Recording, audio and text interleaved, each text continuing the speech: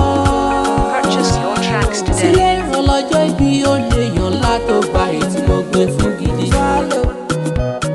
Amen, lawan ala focus mi ké sí ọ̀gá matata máa ní ọbalẹ̀ mi rè. A ní ọwọ́ méjì fẹ́ èèyàn kan dọ́bù talẹ̀ ọ̀gá tẹ. Ajamasa àfijú kàmẹ́rà mọ́ lówó orí mọ́lá tó mú ké sí. Gbogbo January wà ní pàtàyà jọjọ́ bí rẹ̀ máa dẹ̀ ló jẹ́. Ṣé òní lọ́jọ́ ìbí rẹ̀ o? Asán sí rere. Òní lọ́jọ́ ìbí rẹ̀ o. Asán sí rere.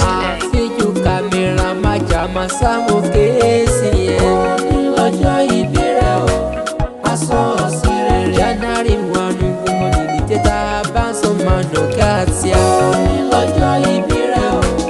Asán sí rere. Ìkòròdú nílé rẹ̀ o. Bàbá òde bẹ̀ o. Ọmọ Ìkòròdú orí ọmọ aṣàlẹ̀ gẹ̀dẹ̀ bẹ́ẹ̀ ni tó rọ̀bì rere. Ogun ayábẹ̀ nílé ní ọgbọ̀n alẹ́ bẹ̀ lóde o.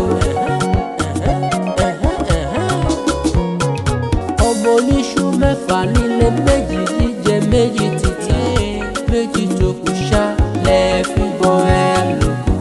Ọmọ akélùkù kẹrù ọ̀bọ̀ òyìnbó.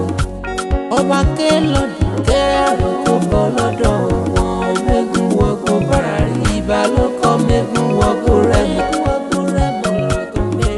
Happy birthday to you. Amelawal. Ajamasa focus, happy birthday to you. Kuma fọdún lẹ́yìn ṣàṣemọ lọ́lọ́ ní buhari. Purchase your tracks today. Fọ́sọ́ jana ilé níjàyà jọ tàbí ọ̀gán máa tẹ̀lé. Àtúbọ̀ ṣọ̀pọ̀dún láyé ó ti dájú fún ọ. Ìgbọ́dún ọdún kan ò ìyẹn yóò jẹ́ sí rẹ̀. Ìyẹn yóò jẹ́ sí rẹ̀.